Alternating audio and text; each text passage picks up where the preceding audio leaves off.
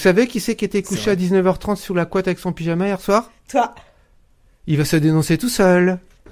Xavier. Ah ouais? 19h30. Ouais. Comment tu sais? On est allé manger une pizza à côté de chez Xavier avec Julie hier, puis on s'est dit tiens, on va voir, on est juste à côté, on va sonner. Ah putain! Ah, il répond pas, alors du coup je l'appelle. Je suis en pyjama sous la couette. Ah, trop mignon!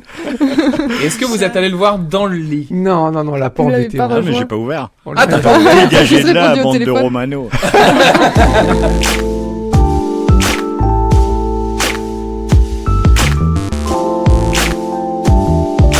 Salut tout le monde, vous écoutez Pause Vélo, c'est l'épisode 189. Ça fait déjà 8 saisons qu'on est là et on va continuer parce qu'on n'a pas encore tout dit. Je vous garantis que j'avais des idées de chroniques avant de commencer Pause Vélo, des idées de sujets, de thèmes d'émission qu'on n'a toujours pas passé.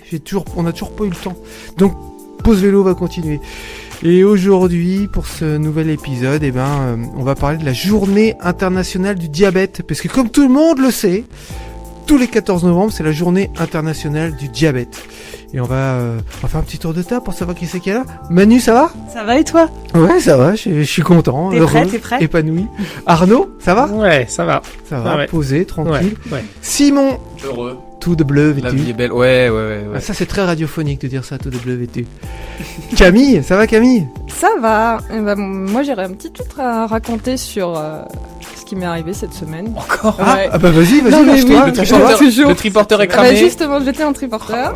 Quand soudain, Pour rentrer chez moi des courses, je suis obligée de prendre une départementale, j'ai pas le choix, c'est le seul chemin qui mène à ma maison. J'étais dessus et une voiture me double à toute vitesse. Le chauffeur baisse sa fenêtre et me crie quelque chose. ouais c'est Et super c'est- de prendre le Non. vélo, merci Ouais, peut-être. Camille de sauver la terre. Peut-être, Ouais, il m'a t'es trop peut-être fraîche, dit- mademoiselle. Non, t'as un cul d'enfer. Ah. Et ça, Non, même pas. Vraisemblablement c'était Même pas pas, ça. en fait c'est dommage parce qu'il allait beaucoup trop vite, ce qui fait que j'ai pas compris ce qu'il m'a dit et que du coup je pouvais pas non plus lui répondre. Ça, c'est très frustrant quand une voiture te double très vite, te crie quelque chose et te double et tu peux pas répondre. Ça fait comme ça. Ouais, voilà, ça fait...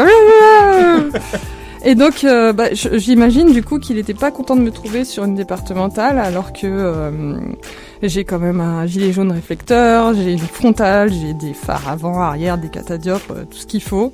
Je suis un vrai sapin de Noël. Parce que si j'avais pu lui répondre, en fait j'aurais pu le prévenir qu'il n'avait pas allumé ses phares avant et que son phare arrière rouge était HS. Oh, la star, la vedette. Je me suis dit mais putain, Lui il qui est fait la gonflé. morale, alors Il est que énorme, lui, lui. en dessous de tout. Il est énorme. Et puis du coup, on a oublié de dire à la technique, c'est Xavier. Comment ça va, Xavier, la plus belle Ça voix va. masculine du podcast? Ça va bien. Oh là là. Oh, il est sexy. Il force. Avec Camille, t'avais la parole. On parle de diabète. Oui. Et toi, tu penses à des cyclo-voyageurs qui continuent à Eh voyager ben oui, j'ai avec fait le une diabète. petite recherche. Il y en a quelques-uns. Et j'en ai retenu un, très jeune, Yuen Rollin, qui a commencé à voyager à 19 ans. Pas forcément à vélo. Yuen, il est de Gironde, il est étudiant en journalisme. Et il est diabétique de type 1. Il veut prouver que cette maladie n'est pas un frein pour voyager. Et donc, il est à fond voyage zéro carbone. Donc, il a commencé par des voyages itinérants à 19 ans en train. Il a traversé l'Europe. Ensuite, il a fait 1200 km à vélo entre la France et Bratislava avec un ami à lui. Il a... Attention, quiz. Bratislava, capitale de la Slovaquie. Slovaquie, oui, bien joué, un point pour Moi, je Manu. pensais trop Bratislava. Ouais, moi je aussi. je focalisais, j'arrivais plus à rien voir. Ouais, J'étais en train de me dire Ouais, c'est- Tchécoslovaquie. Toi, si t'avais C'était pas loin. D'accord. Du morning live. Voilà, c'est ça. L'émission qui Et donc, avec son ami de 21 ans, lui aussi diabétique de type 1, tout s'est très bien passé. Ils ont continué. Et donc, Yuen, cet été, est parti pendant 34 jours, donc de la Gironde jusqu'en Indonésie. Et il a tout fait, là. Stop, train, bateau. Et donc, l'idée, c'était zéro avion. Et quand il voyage pas, il garde la pêche parce qu'il est marathonien. Donc Ah oui, malgré le voilà diabète. un super exemple de survivor malgré la maladie. Ça donne de l'espoir. Ouais, voilà. Pourquoi on fait ça? Pourquoi on fait une émission? Ça fait 8 saisons. Et pourquoi aujourd'hui on fait une émission sur le diabète? Parce qu'il se trouve que pas plus tard qu'il y a exactement 14 jours, je suis moi-même tombé diabétique. Et bim dans ta gueule. Ouais. Alors j'ai été hospitalisé. Alors je vais vous dire d'abord les symptômes, si ça vous arrive. Pipi, vous faites que de boire, vous buvez comme un trou, mais vraiment de l'eau, hein, je parle. 3-4 fois plus que d'habitude. Et vous faites pipi 3-4 fois plus que d'habitude. Et en même temps, concomitamment, C'est la Parfait. première fois de l'année que je le dis ce mot-là. Cucurbitama. Parfait. Bien placé. Ma vue a baissé, c'est-à-dire que je voyais flou de loin, puis ensuite de plus en plus près, enfin au point où juste avant l'hospitalisation, quand je tendais ma main, mon bras, je n'arrivais pas à voir ma main nette. Donc ça, la vue qui se trouble, le pipi à fond, les ballons, la soif, ah là, ça craint. On a vérifié le taux de Glycémie. pas des glycines, parce que les glycines Non. c'est des fleurs. Glycémie. Glycémie dans le sang, voilà, pouh, explosage de record. Pour être honnête, j'ai failli passer. Donc, quand vous avez ces symptômes-là, attendez pas 5 jours comme moi. Allez-y plus tôt. Et du coup, j'ai été hospitalisé et j'ai pas chômé. J'ai pensé à Pause Vélo et j'ai interviewé la responsable du service diabéto de l'hôpital où j'étais. Avec mon téléphone, j'ai ramené un petit interview que voici. Docteur Barbara Goulet-Salmon, vous êtes diabétologue et en plus cycliste du quotidien. Donc, vous êtes la meilleure personne pour répondre à cette question. Est-ce que quand on est diabétique, on peut prendre son vélo pour faire ses transports du quotidien? Tout à fait. Voilà, l'activité physique, elle est tout à fait indiquée quand on a du diabète, quel que soit le type de diabète, le diabète de type 1 ou le diabète de type 2, quel que soit son âge aussi. Il suffit juste que l'activité physique soit adaptée à ce qu'on aime faire et à ce qu'on peut faire. Et donc le vélo, c'est une très bonne activité physique qui peuvent être faites au quotidien, y compris avec le diabète. Pas de souci. Et il n'y a pas de risque de s'effondrer, enfin d'avoir une petite perte, voilà, de la tête qui tourne et puis on tombe sur le trottoir. Alors toute l'activité physique, ça peut faire baisser la glycémie parce que les muscles ils vont consommer plus de sucre. Donc du coup, il y a des baisses de sucre qui peuvent survenir, surtout si l'activité physique elle est assez prolongée et plutôt une activité physique d'endurance quoi. Donc comme le vélo. Mais du coup, ce qu'on propose, c'est de surveiller son taux de sucre avant l'activité physique. Et puis, si on pense avoir une activité physique quand même assez importante, avec faire du vélo, en monter des côtes et en faire plusieurs heures, c'est d'avoir de quoi se resucrer avec soi sur le vélo et de pouvoir manger un petit quelque chose sucré, une demi-pâte de fruits, l'équivalent de deux petits gâteaux, des choses comme ça, à peu près toutes les 3/4 d'heure, 1 heure, pour maintenir une glycémie stable et éviter d'avoir un malaise d'hypoglycémie. Mais en aucun cas, de toute façon, on tombe, même en cas d'hypoglycémie, on tombe pas du vélo comme ça du jour d'une minute sur l'autre. On sent le malaise venir et on a le temps de s'arrêter, de se resucrer et voilà, de faire en sorte de pas tomber. Donc en gros, si on dit non, je peux pas aller au travail à vélo, je suis diabétique, c'est une excuse à 2 balles. Donc en effet, en tout cas, sauf si on habite vraiment très loin de son travail, mais sinon, on peut tout à fait prendre son vélo tous les jours quand on a du diabète. À partir du moment où on veille à pas faire d'hypoglycémie, on veille à avoir de quoi se resucrer, on se surveille, il n'y a pas de problème. Merci docteur. Merci à vous, au revoir. Alors quand c'est le docteur qui te dit que tu n'as pas d'excuse pour ne pas faire de vélo à cause du diabète, c'est que tu peux faire du vélo même si tu as du diabète. Et c'est prouvé scientifiquement. C'est pas moi qui le dis. Manu, un sujet qui n'a rien à voir, parce que quand j'étais à l'hôpital, vous m'avez tous apporté des magazines, des trucs autour du vélo, et puis il y avait un article Non, sympa. autour des voitures. Ouais, C'est ouais, ça, il y a- Sylvain. ça, c'est Sylvain, le Ça, méchant de l'équipe, ça, il c'est m'a lui. apporté un magazine sur la voiture. Moi, je t'ai amené un magnète de Bruxelles. T'as vu, il est beau. Avec un vélo dessus. Un vélo Donc ça, dessus. c'est bien. Voilà. Et dans un des magazines, il y avait un truc que les cyclo-voyageurs connaissent tous, c'est les boîtes à dons. Quand on fait des voyages, on tombe sur les boîtes à livres, les boîtes à dons. Et quand on voyage à vélo, on aime bien avoir un bouquin. Et il y avait un article dans le magazine 200 qui traitait de ça, des boîtes à livres dans les villages, enfin sur les trajets à vélo. C'est une balade littéraire, parce que là, en l'occurrence, il s'agit que des boîtes à livres. Alain Servan-Puiseux, qui a écumé pas moins de 220 kilomètres en déposant au gré des rencontres de ses boîtes à livres des livres de Christian Bobin. Et là, Je tout sais le pas monde qui c'est. sait, C'est qui c'est qui est Christian Bobin. Qui est Christian Bobin? Il a écrit sur le vélo. Christian Bobin est un écrivain, un poète, un essayiste, philosophe et moraliste français. Rien que ça. Moraliste. D'accord. Moraliste. Il fait la morale. Attiré par l'écriture dès l'adolescence et se lance dans des études de philosophie en se passionnant pour les œuvres de Platon, Spinoza, Kierkegaard. Ah oui, les plus accessibles, quoi. Voilà. Mm. Oui. Il va connaître un premier succès en 1991 et sera reconnu par ses pairs en 2016 en recevant le prix de l'Académie française pour l'ensemble de son œuvre. Donc le gars, il est... Ah oui, c'est Pas bête, hein. voilà, ouais. Et en 2023, à titre posthume, parce qu'un jour il a mouru, il a reçu le prix Goncourt de la poésie. Alain Servan-Puiseux part au petit matin, bon an, mal an, roulant, souriant à qui mieux mieux.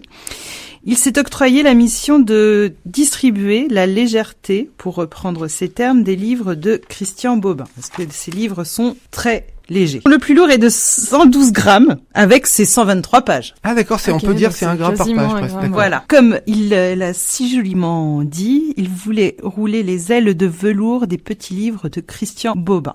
Donc il en écume 7 boîtes à dons, souvent des cabines téléphoniques repeintes et retapées. Il poursuit sa route idéale parce que selon lui, on peut rouler ainsi sans savoir exactement pourquoi on roule, sinon pour un merci muet qui peine à traverser les lèvres.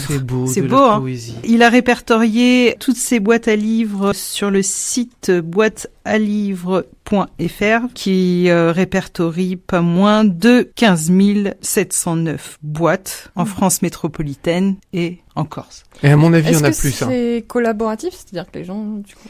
Ils partent du postulat que les livres sont rarement jetés. Les gens aiment les livres. Les gens aiment les livres. Et voilà, ils n'osent pas les jeter, donc ils les apportent dans ces boîtes à dons. Camille, nous qui nous voyageons souvent à vélo, c'est vrai qu'il ne faut pas s'inquiéter de manquer de livres sur la route, il y a des boîtes à dons partout. J'emporte jamais un livre. Ouais. J'en trouve partout, c'est clair. Et à mon avis, il y en a plus que ce qui sont référencés sur le site, parce que j'imagine qu'il y a des gens qui savent pas que ça existe. C'est collaboratif, c'est est-ce qu'on peut signaler des boîtes à livres, tu vois? Parce que souvent, je traverse des bleds, il y a 200 habitants, et il y a une boîte à livres. Ouais, même moins, des fois, c'est incroyable. Ouais. Même sur l'île Chausée, il y a une boîte à livres. C'est pour dire. Pourtant, il n'y a même pas de route. S'il y a des voitures sur l'île Chausée, c'est même pas sûr. Non. Voilà. Je sais qu'à l'époque, il y a fort longtemps, il n'y en avait qu'une. C'était celui qui faisait les allers-retours pour les livraisons de livres. De denrées. Ouais, de livres.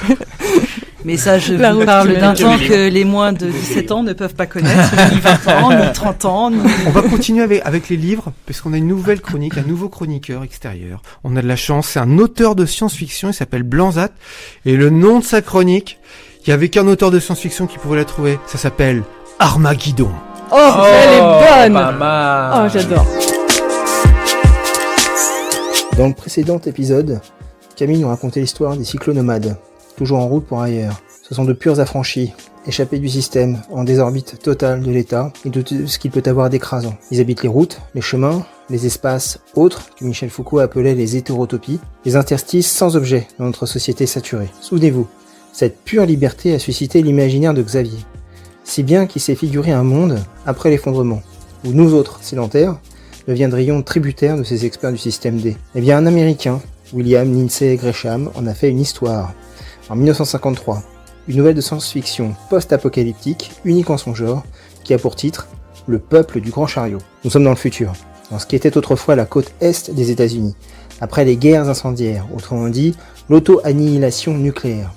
Nous suivons la caravane de Johnny Pétulengros, chef de famille Rome, considéré comme un roi par les gadgets, c'est-à-dire les non-Roms, les villageois, ceux qui restent attachés à la terre. C'est à peu près tout ce qui reste de l'ancien monde, une ligne de partage entre les Romani et les gadgets. Mais alors qu'autrefois les nomades avaient l'image de parias et de réfractaires à la civilisation, loin du confort moderne, ici, les sédentaires les vénèrent, car ils sont les derniers détenteurs d'un savoir antérieur à l'ère industrielle. Cette dernière est source de légende. Désormais, on raconte que la force, avec un F majuscule, sortait des murs. Les gadgets poussaient simplement un bouton et la grande force était leur esclave. Mais après la bombe, la force disparut, et les gens périrent tous, à quelques rares exceptions près à qui les Romani montrèrent comment se procurer de la nourriture manuellement. L'histoire est racontée du point de vue de Fédar, moitié gadjo, moitié Rome, recueilli par Johnny Pétulengros quand il était petit. Le roi Rome le considère comme son fils. Un jour, il s'arrête dans un village. Comme d'habitude, on les accueille comme des dieux. Mais voilà que le jeune Fédar s'éprend de Sine, la fille de l'administrateur local. Son attachement à elle est si fort, et réciproque je précise, qu'il abandonne la caravane de son père adoptif pour rester avec les gadgets. Cela ne va pas sans causer quelques ennuis. Clem, le prétendant de Sine, est prêt à tuer Fédar, le demi-gitan, pour la garder. Mais au cœur de l'affrontement entre les deux jeunes gens, le vent se lève. Un ouragan tel que l'Amérique en connaît de plus en plus aujourd'hui. Le trio amoureux se réfugie alors dans un ancien abri anti-atomique, tandis que tout le village est détruit. Il ne reste rien, et les villageois survivants sont condamnés à mourir du mal du cœur, qu'on peut supposer être une dépression aiguë. Mais là, dans cette cave, Fédar fait une découverte, qu'il décrit en ces termes. Une chose ancienne, huilée et protégée par une housse de tissu ancien, comme les gadgets protègent toujours les machines vénérées dont ils ont oublié l'usage. La machine avait 2 roues reliées par un bout de chaîne. Au-dessus, il y avait un coussin avec des ressorts. Au-dessous et entre les 2 roues Monté par un engrenage sur la chaîne, il y avait de quoi en faire avec 2 toutes petites marches. Clem, dis-je. Je crois que c'est là une machine qui doit se mouvoir par le poids de l'homme. D'abord un pas, et puis l'autre. Comme ça, la chaîne fait tourner la roue arrière. Oui, en effet, cela devrait marcher ainsi, Fédar. Je crois bien que cela fonctionnerait. Mais regarde, le cadre est tordu, il est même cassé. Pourrais-tu le réparer à la forge ? Certainement. Et même si nous avions 2 de ces machines en état, à quoi nous servirait-elle ? La moissonneuse est irréparable. C'est une machine à voyager. Elle nous emmènera le long des routes, plus rapidement que nous ne saurions marcher, pour retrouver le grand peuple. Et le grand peuple nous indiquera comment sauver le blé et le village. Clem me saisit par les épaules, et quoique ses cheveux fussent roux et ses yeux bleus, je vis en eux une flamme que l'on ne voit que très rarement dans ceux d'un gadjo. Tu l'as deviné, Fédar. Ces machines doivent être tellement anciennes qu'elles datent d'une époque d'avant la force, et personne ne se souvient plus de ce que cela peut bien être. Mais il a dû y avoir une époque où les gens voyageaient sans autre moyen de propulsion que leur propre poids, sur ces machines-là. Allons-y, Fédar, réparons-les. Ainsi le Rom et le Gadjo, devenus frères, accompagnés de Sin, cantonné dans le rôle de la fille, redécouvrent-ils le vélo et prennent la route dans un attelage hybride entre le peuple du Grand Chariot, dépositaire des savoirs primordiaux, et les Gadjés qui cultivent la terre. Je vous invite à découvrir par vous-même cette belle histoire qui nous conte aussi la cosmogonie Rom, leur destin plus grand que la terre qu'ils arpentent. Ce n'est pas pour rien que le titre original est Star Gypsies, Gitans des étoiles. Le peuple du Grand Chariot, de William Lindsay Gresham, est disponible aux éditions du Passager clandestin dans la collection 10 chroniques, avec une postface très éclairante sur le contexte de l'œuvre et une brève histoire des gens du voyage aux États-Unis. Alors c'était la première d'une longue série, j'espère, parce que moi je suis fan de science-fiction. Alors si on peut lier vélo et science-fiction, c'est que du bonheur. On va revenir dans le réel, mais dans l'artistique. Ouais. Simon, de quoi on parle ? Bah écoute, justement, quelques jours avant d'enregistrer cette émission, je suis tombé sur un réel, comme ça qu'on dit sur les réseaux sociaux. Un réel. Ouais. Passe de ton micro. Pardon, vous dites? Donc un réel d'un jeune, peut-être moins jeune, artiste de rue qui s'appelle Monsieur BMX, qui sévit à Montpellier. Donc on est entre l'art et le vandalisme. Ah, Arnaud connaît visiblement. J'ai vu un... Alors c'était un short du coup. Mais short, c'est comme ça qu'on dit chez les jeunes. Alors, c'est Instagram. Le gars, il a short, 37 ans, il s'est... Ah merde, Story, comment quoi. il nous a calmé là. Et grosso modo, en fait, le gars coupe des vélos en deux et les scelle dans les murs. Il fait ça à Montpellier. Tu sais à quoi ça me faisait penser ? C'est un petit peu, tu sais, les mecs qui mettent des têtes de chevreuil ou des têtes de sanglier sur leur mur dans la salle. Ouais, mais ça c'est flippant. Alors en quelques années, il est passé de l'ombre à la lumière avec ses vélos accrochés dans le ciel montpelliérain. Bien connu des Montpelliérains pour ses accrochages urbains de vélos sur les murs de la ville, le street artiste Monsieur BMX est devenu malgré lui une figure locale de Montpellier. Donc il n'y a pas que Rémi Gaillard. Nîmes, Sète, mais aussi désormais Paris, Bruxelles, Barcelone, New York, rien que ça. S'il dérange parfois, pas question pour lui d'abandonner. Encore moins si on lui met des bâtons dans les roues. S'il consacre aujourd'hui la plupart de son temps à sa vie d'artiste, c'est grâce aux géants de la grande distribution Lidl. Non, je blague. Mais David était au départ commercial ou en tout cas directeur de magasin chez Lidl et c'est en fait en voyant des graphes un peu partout sur les murs qu'il s'est dit en fait moi mon job c'est du bullshit, payer 2000 € à rester enfermé, j'arrête tout et je vais me lancer dans le graphe. Alors dans la région des Cévennes, au milieu des années 90, pendant les cours au collège, David graffe les couvertures de ses classeurs et travaille l'art de la typo, déjà à l'époque. Il se prend de passion aussi pour le BMX. Pas de chance pour lui, en terre rurale à cette époque, il y a qu'un sport pour les garçons, le foot. J'ai donc joué au football comme tout le monde, disait-il. Il s'exerce aussi en parallèle au graffiti sur les murs de son village et emprunte alors sa passion au nom qu'il transforme en signature, BMX. 3 lettres qui complétera plus tard par Monsieur, la classe. Une façon d'affirmer son identité. Je graffais la nuit, dit-il, avec un masque et une capuche sur la tête, puis je postais mes œuvres sur les réseaux sociaux depuis des spots wifi au McDo. Incognito, le gars. Anonymat total. Le goût de l'interdit le grisait. Il s'amusait aussi avec les policiers qu'il traquait dans les rues sans pour autant l'attraper. Donc il avait déjà cette passion un petit peu, ce goût du risque avant de connaître les vélos. Autre décor, autre ambiance, après son expérience chez Lidl, vient l'époque montpelliéraine. Et ça commence par un constat. Il n'est plus tout seul ici, à graffer sur les murs, il est loin d'être le meilleur. Le cheminement artistique prend alors une forme qu'il n'attendait pas lui-même.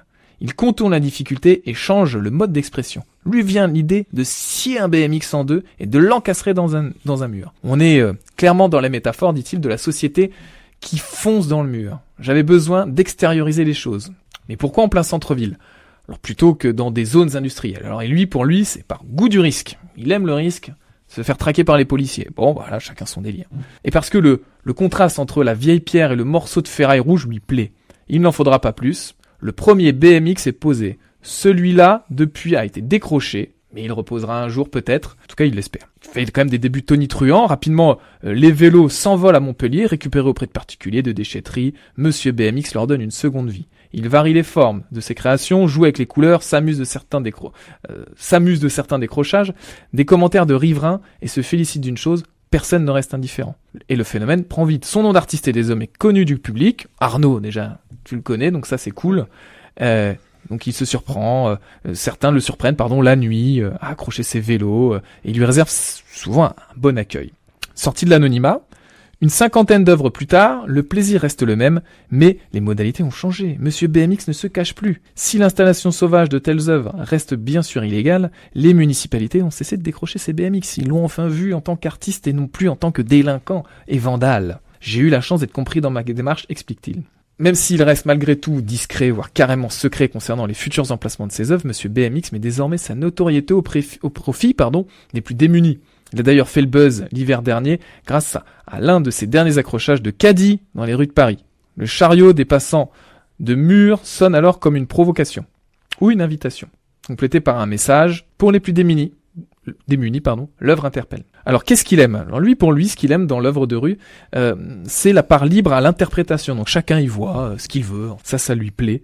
Et aujourd'hui, Monsieur BMX continue sa route sur les réseaux sociaux. Donc on lui souhaite plein de bonheur. Arnaud, tu voulais dire un mot peut-être de comment tu l'avais connu ? Comme d'hab, quand on va se coucher, on prend son téléphone et on fait du doom scrolling, on appelle ça. Donc on zappe les shorts et les machins parce que notre cerveau il adore ça. Du coup, je continuais et puis je suis tombé dessus. Probablement parce que l'algorithme m'aime bien sur le sujet du vélo. Et du coup, je suis forcément tombé dessus parce que ça fait partie des trucs, ça parle du vélo et voilà. En plus, ça faisait un petit peu c'était une mini polémique à Montpellier justement parce qu'ils en avaient décroché. Je crois qu'il en avait accroché une trentaine, un truc comme ça.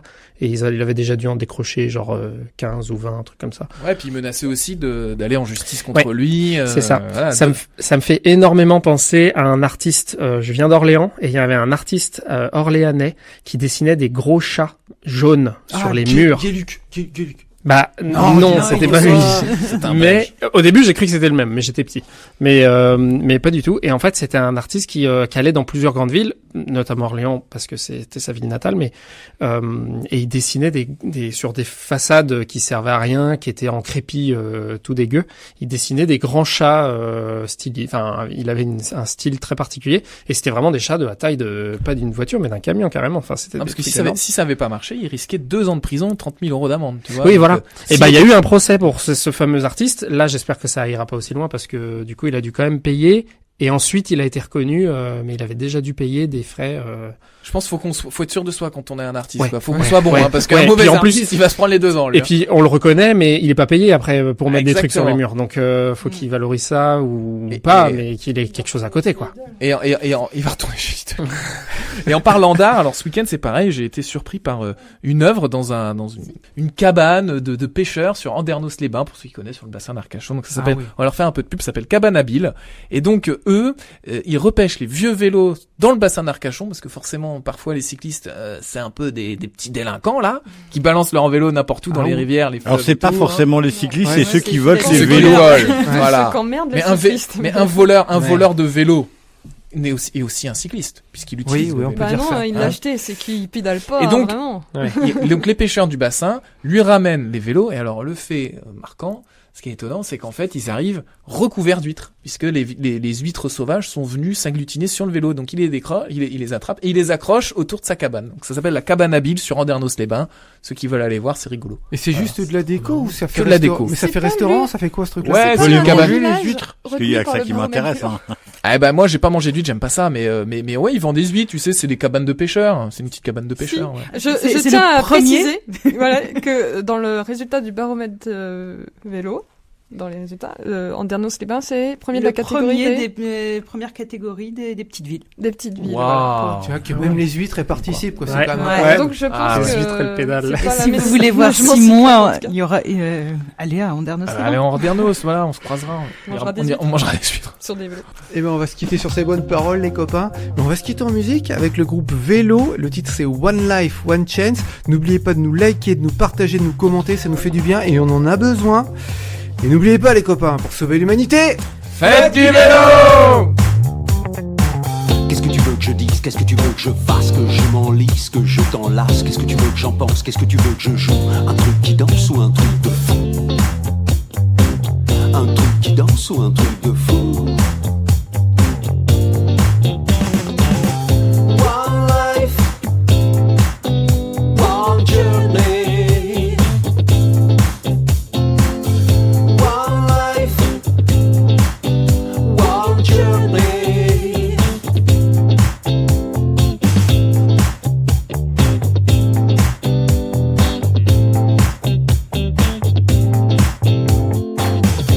One life, one journey. One life, one journey. One life, one journey. One life, one chance, one journey. One life, one chance, one journey. One life, one chance, one journey. One life, one chance, one journey.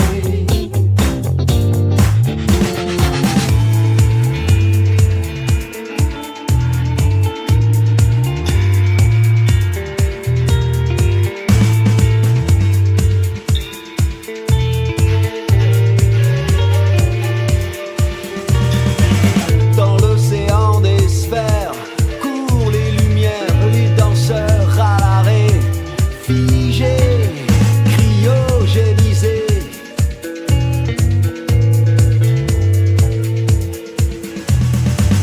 Tant de gravitation, de singularité, tant de gravitation, de singularité, tant de gravitation, de singularité, tant de gravitation.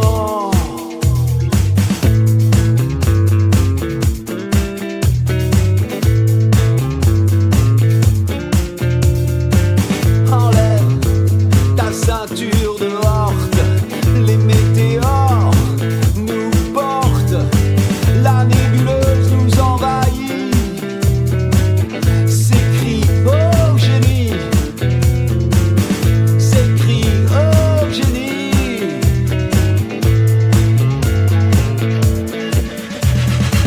Qu'est-ce que tu veux que je dise? Qu'est-ce que tu veux que je fasse? Que je m'enlise, que je t'enlace? Qu'est-ce que tu veux que j'en pense? Qu'est-ce que tu veux que je joue? Un truc qui danse ou un truc de fou? Un truc qui danse ou un truc de fou? Le chemin le plus court est souvent le plus long.